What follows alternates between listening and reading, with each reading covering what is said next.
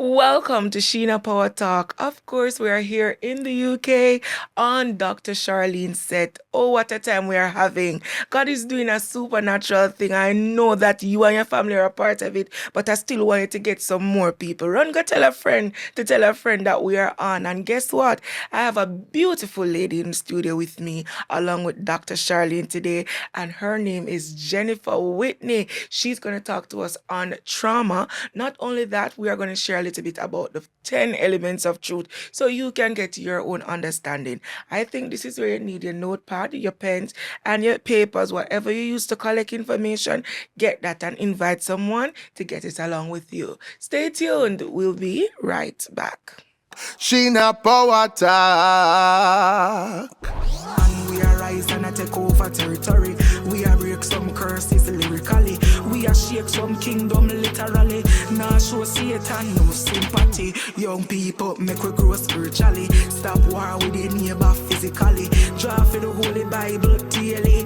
Humble a God feet like baby. Tired to see family in a cemetery. Youths them need guidance mentally. Stop abuse young girls sexually. We need Yeshua in the industry. Satan a try rob you of your destiny. Young girl, keep your identity.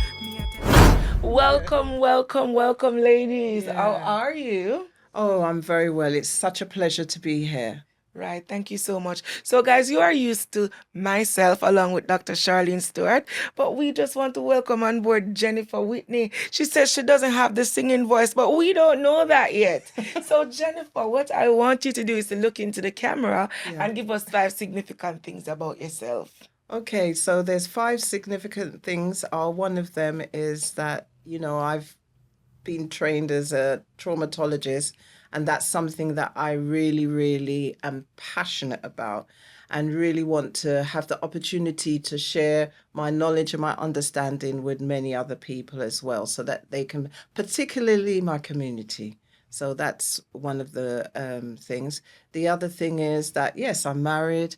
I have 4 children and 6 grandchildren, which I'm very proud of. And my last one is just about 8 months, and I call her my joy because she just makes me smile all the time.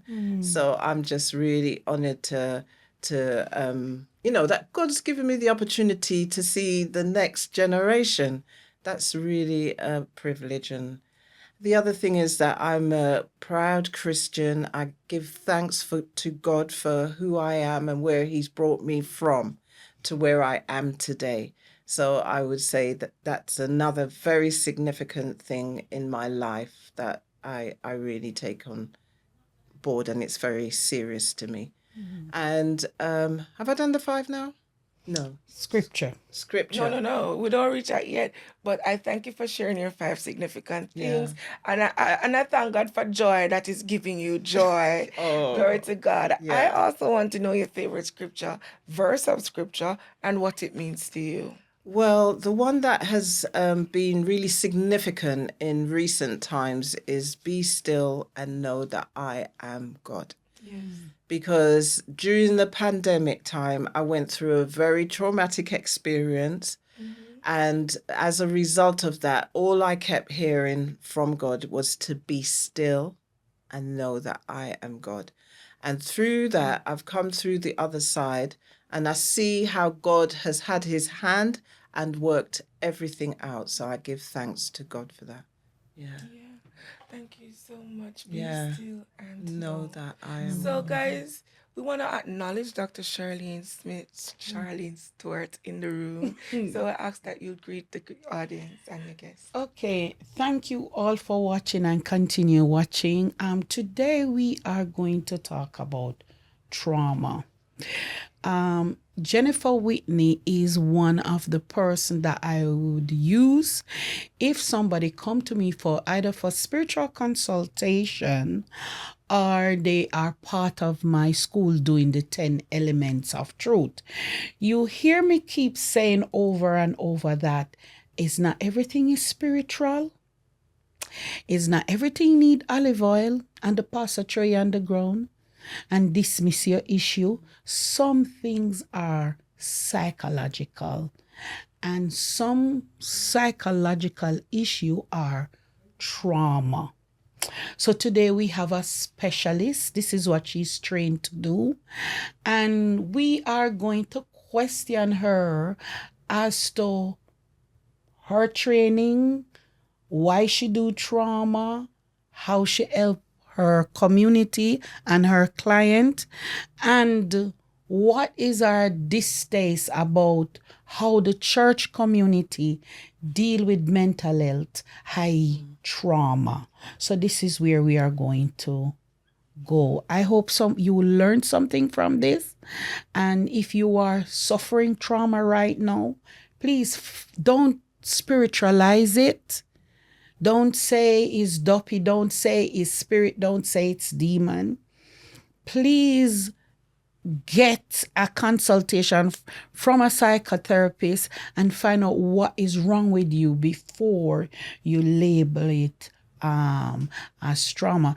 And Jenifer, I would like also you touch about children and spiritual deliverance. How you feel when like children suffering from HDA or some other mental disorder and you see parents dove them into that. But I'll just let Sheena flow and ask the questions. But I just want the audience to know that today we are talking about trauma and spirituality. Yes. Thank you so much, Dr. Charlene. And I think this is a very important topic, the topic of mental health, drama, and spirituality. We need to know the difference. So can you just differentiate them for us, woman of God? So when it comes to trauma, it's something that somebody's had a traumatic experience that that was overwhelming and distressing to the person, and that they feel like they have no control. They could feel quite powerless in that situation. It's usually something that's life-threatening. So it could be something, for example, like war, terrorism. It could be flooding, sexual abuse, beatings, neglect, and emotional abuse as well. So it covers a broad range of things that can happen to individuals in their lives that present with trauma. Yes. Yeah. So dealing with persons that are dealing with trauma, what makes you so passionate about it? Oh, well, what happened is that I trained as a social worker, and I worked as a social worker for over 30 years. And it's something to be honest, I've always worked in people service, serving people, because I started off as a nurse. And I worked with people who had learning difficulties. And from there, I progressed and went on to do work as a social worker, because I wanted to be qualified and be able to really get stuck in there. And so I worked with children and families. And as a result of that, when working with families, I could see that they were experiencing a lot of trauma, particularly the children. And I just felt, well, I want to do a little bit more. So somebody came to our church and did an introduction to counseling. And after that, I enjoyed the course so much. I thought, well, I want to keep progressing. And then afterwards, I went on to do solution focus. I did all different types of training in counseling. But then even there, the supportive counseling is really good, because some people, they just really need to talk. But I found that wasn't enough, that people needed more. And so I decided to go on to train as a traumatologist, so that I can work with people who have experienced trauma. Because I found that even though they were talking about things, they were, going over the same thing, but the shift wasn't taking place as much. So that's why I decided to do. Thank you for sharing that. Was there any situation that you came across that really shocked you or made you feel helpless? While seeing somebody, or my own personal? Not personal, but just people that you deal with trauma? Okay, so for example, oftentimes, so I was working with someone and I could see that in providing them with the supportive counseling, that it was insufficient because they weren't making the change. And I think one significant thing that happened was that I was seeing somebody, and then when they returned home, they when they returned home, what happened was they smashed the home up. And I thought, oh my goodness, what happened there? So I spoke to my supervisor and she encouraged me, well, what has happened is that person, you can open them up, but they need some closing down. So, it's different when it's somebody who's experienced trauma. So I then learned how to manage that situation. That was in my early days, how to, when working with somebody, we don't go into the trauma straight away. Don't let somebody just open up and speak about their trauma. You need to have it done in a very systematic way. And then, so when people come to me, I say, well, I would like to hear, because sometimes people just come and they want to just express themselves and say something that's been on their chest for the longest while. So I then say to them, okay, I'm really interested to hear that, but not at this point. When we get to that point, then we will do it, because the way I work is in a 3-phased approach. So we'll have the assessment first, then the process, and then the prevention, relapse prevention. Yeah. Sheena, I would just like to add there, as a spiritual wellness coach, when I take my consultation, the moment I realize that trauma is present, I stop the consultation. Because I am not trained as a psychologist to deal with opening and closing. Because like Jenifer says, you don't want somebody go home and really hang themselves. So a precaution for me is that once they come for spiritual consultation and they think that their problem is spiritual, and I begin to speak to this person and I recognize there's trauma, I stop.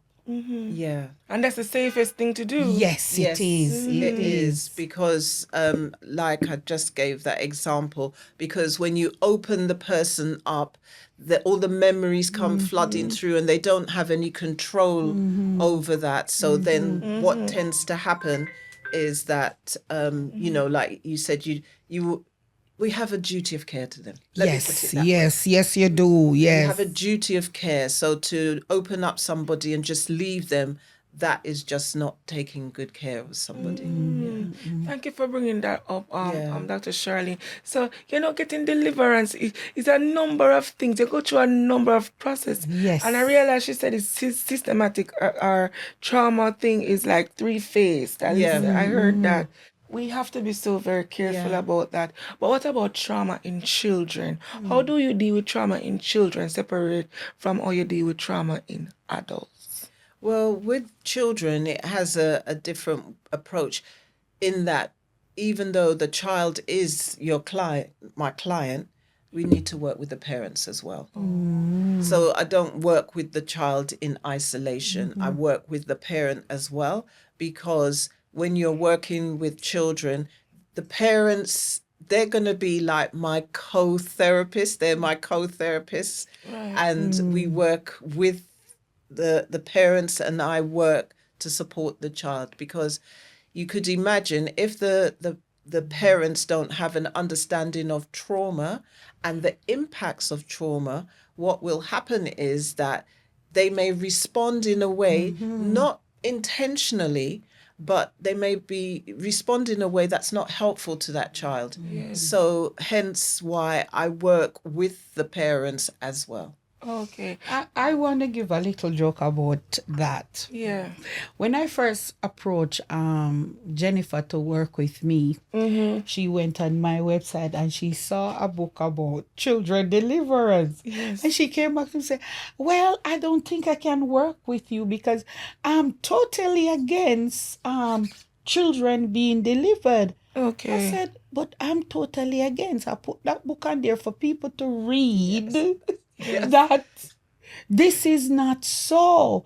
Because I begin to tell her a story that I had a client came to me. The child was, okay, so there was a breakup in the home and the child just keep breaking the mom stuff up, destroying the mom stuff.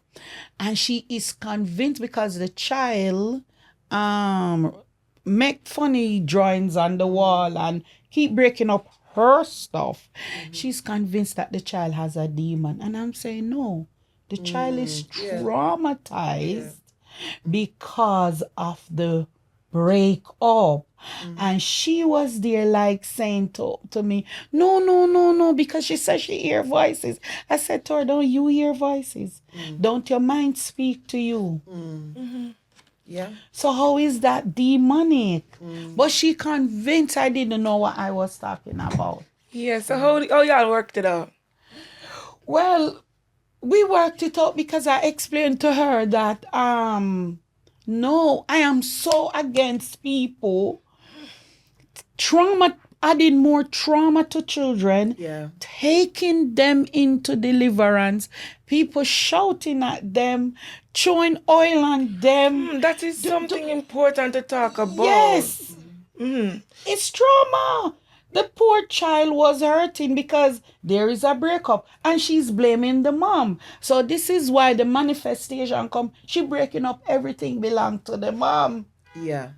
And so children, the difference, with children, they may not be able to express how they're feeling. So through play, you can observe through their play, they may they have a problem or an issue, or like what you've just described, how they may retaliate. So sometimes they may have disruptive behaviors, like in school. You find that the child is getting into trouble in school. They might report that they're inattentive, all sorts of things. Bedwetting may occur, all these sorts of things, because the child emotionally has been impacted and don't know how to really articulate and say that, this is the way I'm feeling. Dr. Whitney, I had a client came to me.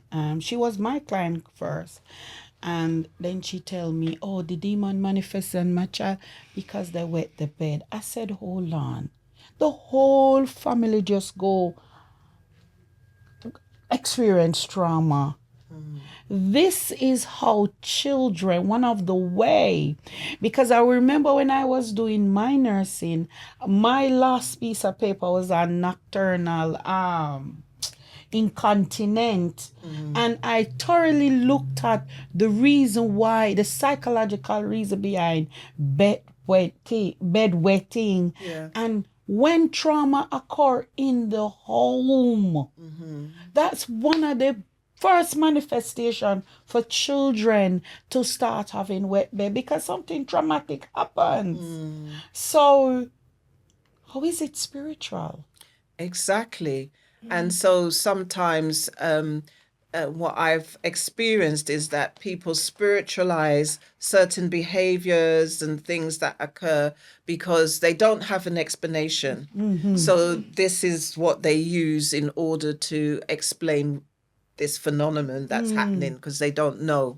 So, I mean, that is not uncommon that people would spiritualize things and say, oh, this is the reason why this is happening, and blame children and then engage in practices that are harmful really to children, because that's another traumatic event that occurs. So you're saying with different traumas that children go through, when people perform deliverance in a certain way, it can become even more trauma or a trauma by itself? Yeah, it's another, because it's a traumatic event. It's that particular event that occurred. And so that child going through deliverance. So sometimes in some communities, what they will encircle the child. Could you imagine if you've got an 8-year-old child and you've got all these tall adults standing around them, saying negative things to them, or even, Speaking in tongues. Yeah, and all of this, it's very confusing for a child. And then telling them negative things about whatever it is that they think that they're done. And then also in some instances, they might even hit the child or beat the child because they're beating out the demon. And, the child is the innocent party in this. It's not a demon. It is, say if it was bedwetting or whatever they've put on the child. It's nothing to do with that. It's a psychological, it's an emotional Respond. The body has to act out. Yeah, it's an emotional response to something that's happening to them. And what's the best way, if the child is demonized, what's the best way to go about it for them not to feel traumatized? Well, I'm going to jump in before Jenifer. Yeah. If we are going to go to the Bible and remember what God said about every child, what Jesus said, for such as these. Yes? Remember he said, if anyone hurt the child, it's better they do this. And he goes on to tell us how much children are protected. So people might say, Dr. Stratty did it talking. You said, Duppy, don't bother my child. I'm saying the first opening is trauma. Am I saying that when the opening of trauma happen, there sometimes not be demonic manifestation? Yes. But the first thing happen is trauma. Would you agree? Yes, yeah. It's a traumatic event that has happened to that child who's experienced, whatever it is. Because sometimes, like you spoke about family breakup, there's something else, in terms of bullying that children encounter at school and with their friendships. And, there's molestation and all these different things that could happen to children.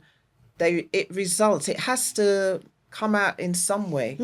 That's the way that the child is going to express themselves in whichever way. So sometimes a child might be truanting from school. They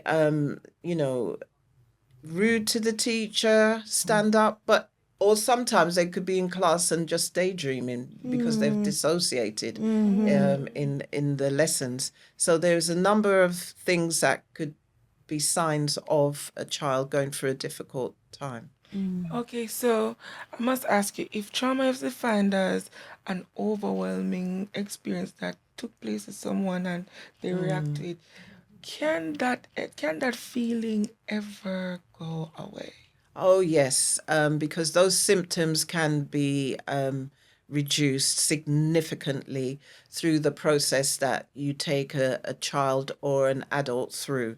So, for example, when working with children or adults, whatever it is, because the way that I work, I just want to say, is that it's bespoke. It is it's uniquely designed for that person. So I'm not going to take one blanket to cover everything. It's specific to that person. So whoever comes before me, we'll have to do an assessment because no two people are the same. No two people, the trauma affects them exactly the same way. So, I mean, we know that there's symptoms that develop from that, so that they could be like flashbacks, nightmares, poor sleeping habits. They in some situations, their anger, guilt, shame. These are all things that can occur as a result of trauma. Sometimes they're hypervigilant. So, for example, they're very watchful and distrustful. The other thing is that sometimes you're sitting with somebody and the door suddenly slams and they're very jumpy. These are symptoms of what, somebody who's experienced a traumatic experience. These are just some of them. Sometimes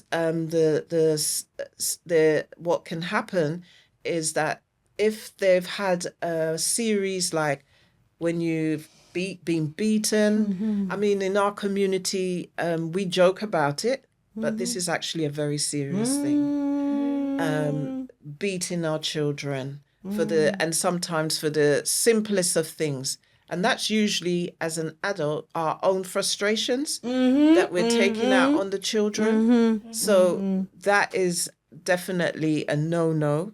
And also another thing is that, with children, so if, for example, like I was given the beat, who's been beaten, what happens is this is repeated over and over. They don't know when it's going to happen again. Just the same as sexual abuse. Somebody who's been sexually abused, a child, and a lot of the time it's within the family. And it could be an uncle, aunt, brother, sister, anyone. And the sexual abuse is something that takes place repeatedly over a period of time. Sometimes, it could be somebody that visit the house and have an opportune time and they molest a young girl or a boy. It could happen any time. There's opportunists out there. So in terms of our children, be watchful and mindful. I just want to talk a little bit about in church.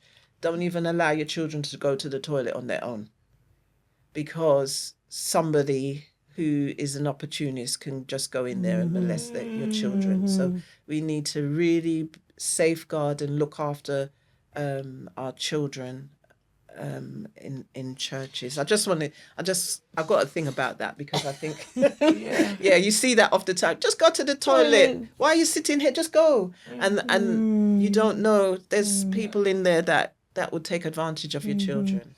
Dr. Whitney, as we're about to wrap up, I want you to talk about how you feel the church should approach trauma and mental health on a whole, in terms of just stop spiritualizing.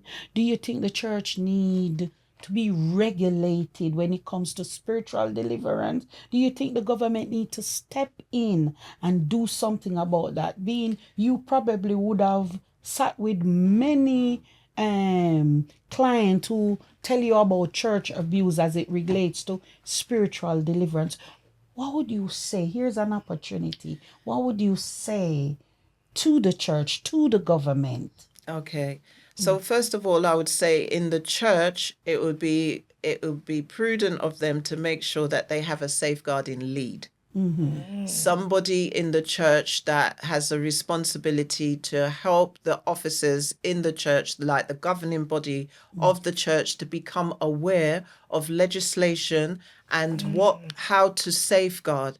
Safeguarding is just not down to the ministers or the leaders in the church. Safeguarding is everybody's responsibility. Every member of the church is responsible for safeguarding, and the safeguarding lead person need to have connections with the minister in charge, as well as the local authority. Make connections with the local authority so that they are aware that you're taking safeguarding seriously.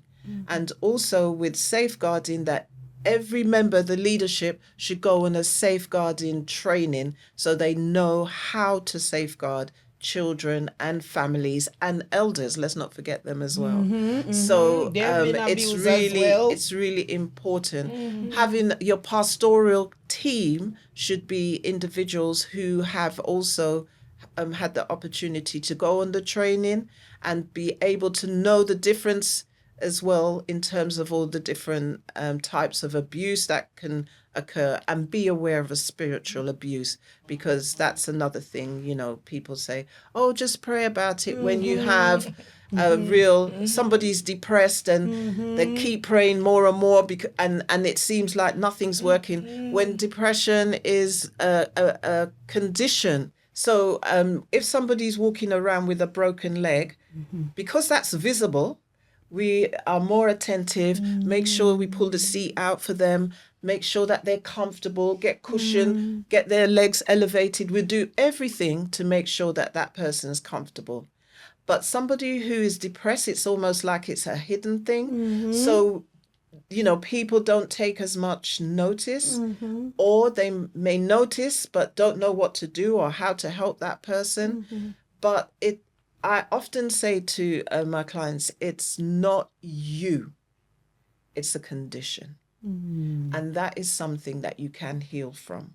With the right care and support, you can heal from depression and anxiety. Likewise with trauma as well. Okay. So sometimes you get an individual in church who might be a little argumentative, but it's the anger that's coming through, and they may have some situations that's going on for them. Okay.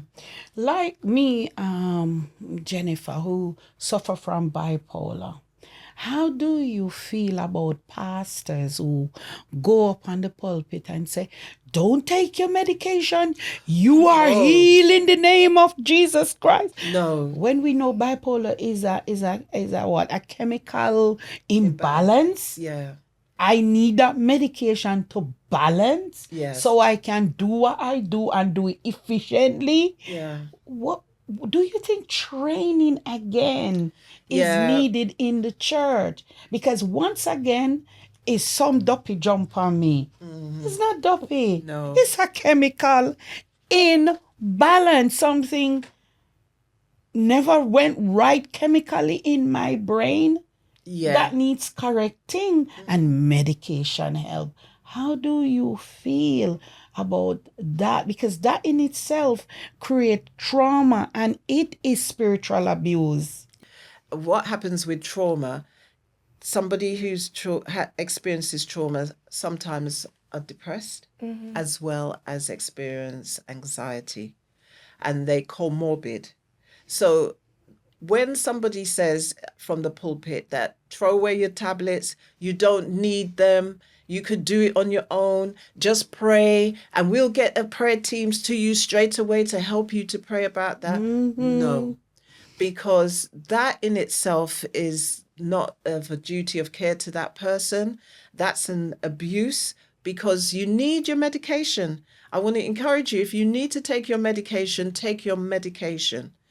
For it to be effective as well with the medication, you need to take it consistently, because this dipping in and out, well, I feel better today, so I'm not going to take the medication. It actually takes about 6 weeks to get into your system. So you really do need to ensure that you take your medication, particularly if you're someone who's depressed.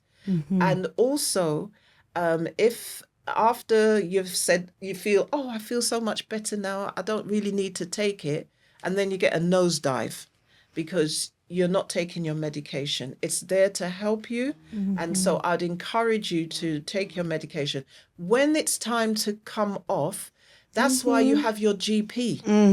Your GP is responsible for your care in regards to your taking your medication. So your GP, you go, if you're feeling better, you go to your GP and start discussing that with your GP, and they would reduce it in a way that will help you to come off. They'll gradually reduce the medication. So I just want to just really emphasize that, because we have so many people, and sometimes what happens is it could be of such that someone will take their life because they haven't taken their medication.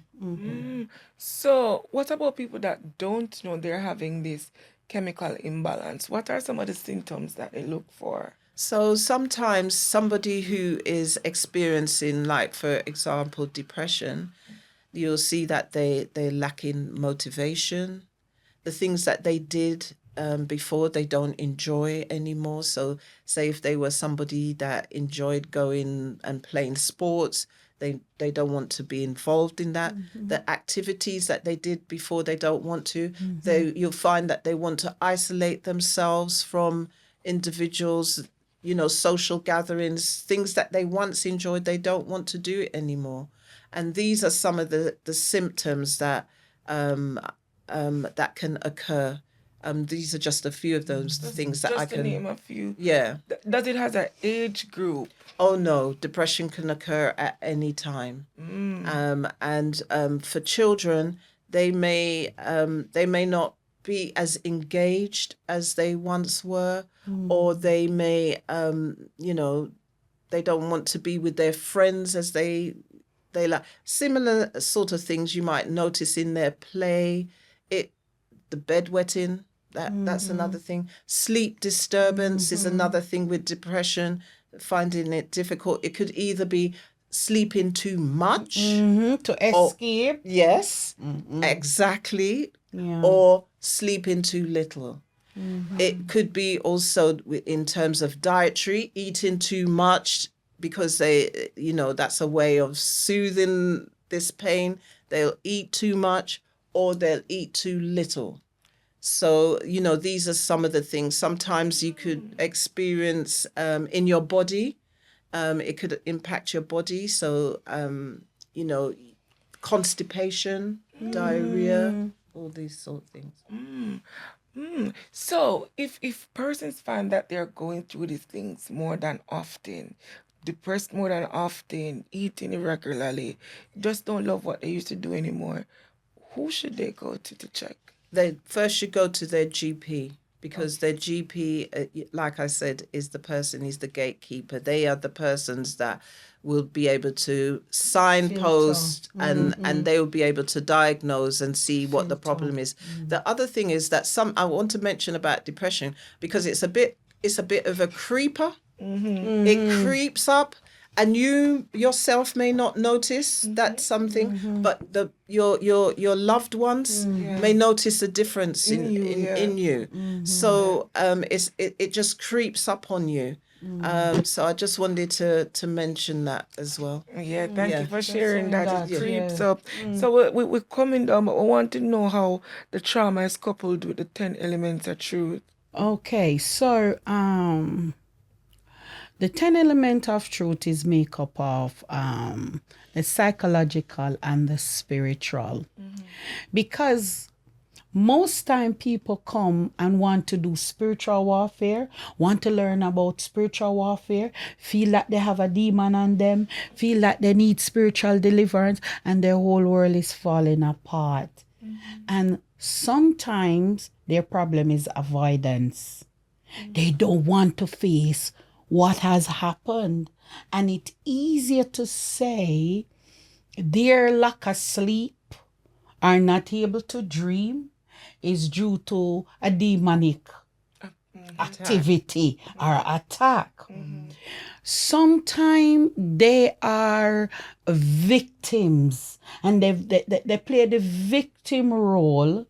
And again, this happened to me from childhood, and it's because this happened to me and my mother did this, and then I was raped and I went to my mom and I said something to her and she didn't do anything, and this is why I'm promiscuous. No, baby, you have trauma.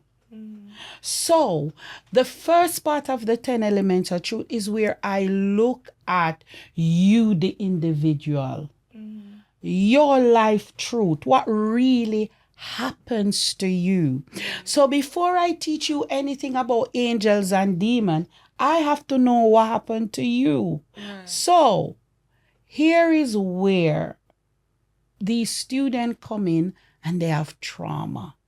The course stopped because I have to get them all off to deal with their trauma. Then we come back and then we start looking at the spiritual side of this. Because while they were traumatized, because they believe certain truth, it began to manifest spiritually. So they have now opened gates to certain things, because here they go to a church who say they perform deliverance and actually they open themselves to something. Come on. But the root cause of their problem is psychological.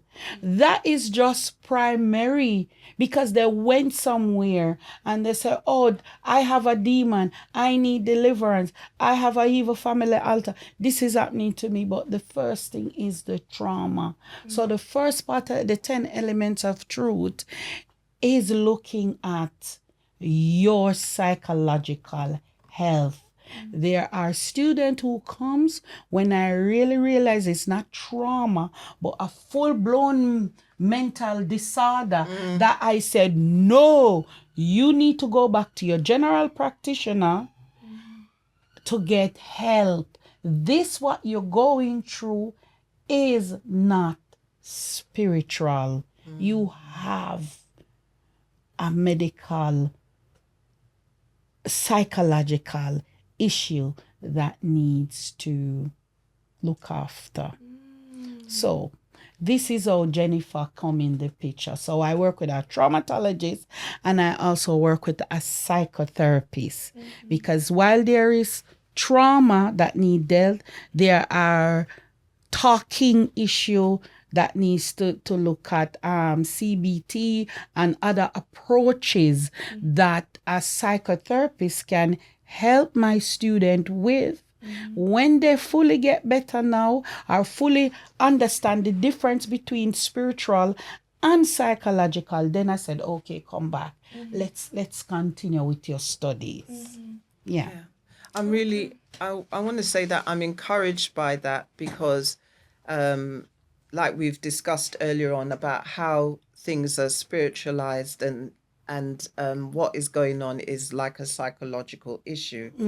And by helping individuals to understand that, it's really, really encouraging to hear that so that they don't go down a road where sometimes you get rogue people that take advantage and then add to their traumatic experiences. So I'm really encouraged to hear that. It's really wonderful to hear that. This was a really beautiful, beautiful interview. And before you go, I keep having in my head Dr. Whitney. I don't know what God is going to do. But before you go, can you just encourage persons that are dealing with their own trauma and what approach they should take? Just give them a little hope. So I would say that I would like to encourage anybody out there that is having a really difficult time because of past events that has happened and you haven't had the opportunity to talk about it to anyone in a way that would help you to move from where you are now to the place that you want to be, which is, whatever that place might be, in line with how you perceive your goals and aspirations for life. I would suggest that you do find somebody who will be able to provide you with that support. And I would say that somebody that is specifically trained to work in a trauma-informed manner that can help you to move from where you are now to where you want to be. And also to say that in trauma, working in a trauma-informed way, there are 3 phases to it. In an assessment, the assessment is key because in the assessment we can work together to find out where you want to be and where you're heading to. You can't decide that you're going to Oxford Street and don't work out a plan of how you're going to get to Oxford Street. And that is what we will do in working in a trauma-informed way, that we'll do a full assessment, then the process, because we want to do it in a systematic way that will help you to process. And when I say process, we'll have processes that will help you specifically to address your trauma. And then when we get to the 3rd phase, which is the relapse prevention, we'll look at ways to help you to achieve what you intend to achieve And if, because if there's a relapse, you have the skills, you know what to do. So there are many traumatologists out there, trauma-informed, who work in a trauma-informed way. And I just would like to encourage anyone that is at this time having a very difficult time to just come forward. There is help, and you know what? There's hope. There is hope. You can overcome. You can. Thank you so much, Jenifer. So before we ask Dr. Charlene to give a closing remark, you are a traumatologist, so I would like you to give your information. Are you taking clients, by the way? First of all, Yes. because I don't want. Oh, you put me on the program and I don't have no space for your student. Are you taking clients? Yes. I am taking clients at the moment, but also I don't work in isolation. So if so be the case, there are ways that I can help you or signpost you to somebody who works in a similar way to I do, so that you can get the best treatment that you deserve, because you do. You deserve it. Okay. Do you take overseas client, or your client have to be UK based? No, I work internationally. Okay. So I work, and I do all different kind of time zones. So we can certainly work with that. So I've worked with people in the Caribbean. I've worked with people in America. I've worked with people in South America. So I work internationally. So there's no issue there. We'll just work out a time that will best suit you. Jenifer, can you please give your details, your website, your what I call it, your social. Well, the main place that you can find me at the moment is called JDW New Horizon at outlook.com. My website isn't fully up at the moment, so we're just revamping it. So we can certainly get those details from Dr. Charlene when Yes, that you is can. when that occurs. Can you So repeat your email, please? so it's JDW at outlook.com. Thank you so Do much. you have a phone number that you'd like to give out as well? So my number is 07908 372 255. 079 Say it fast. 07908 372 59. Yeah.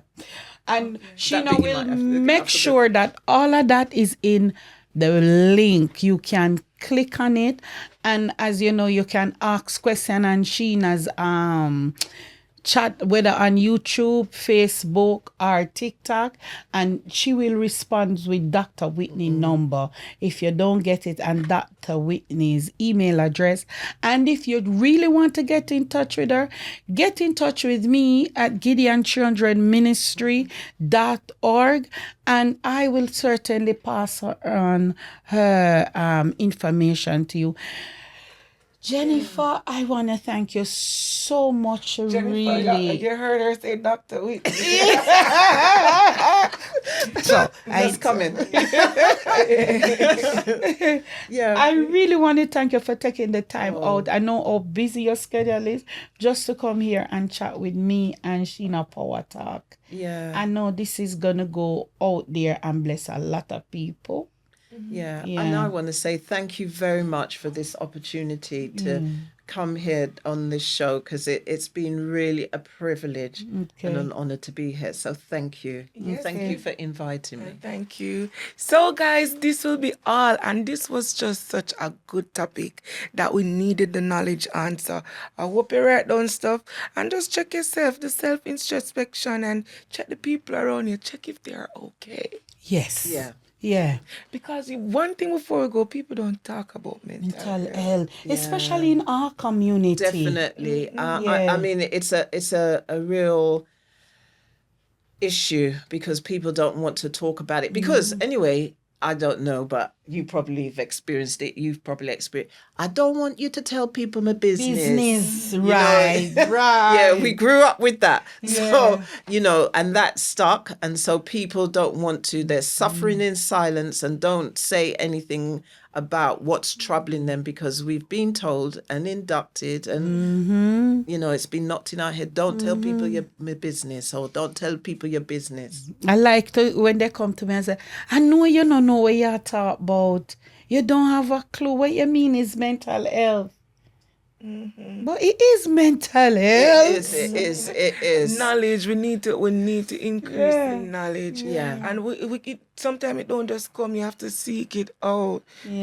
So read books, guys. Listen podcasts. Listen things. Learn new things. Yeah. So, man, I gotta thank you so much. I really Thank you appreciate so it. much. Yeah, Thank thank you very much. And Power Gang, of course, this was Power Talk, and we love when Power Talk bring knowledge to the people so they can go and check themselves and their family. So God bless you, and we look forward to seeing you just a little bit from now.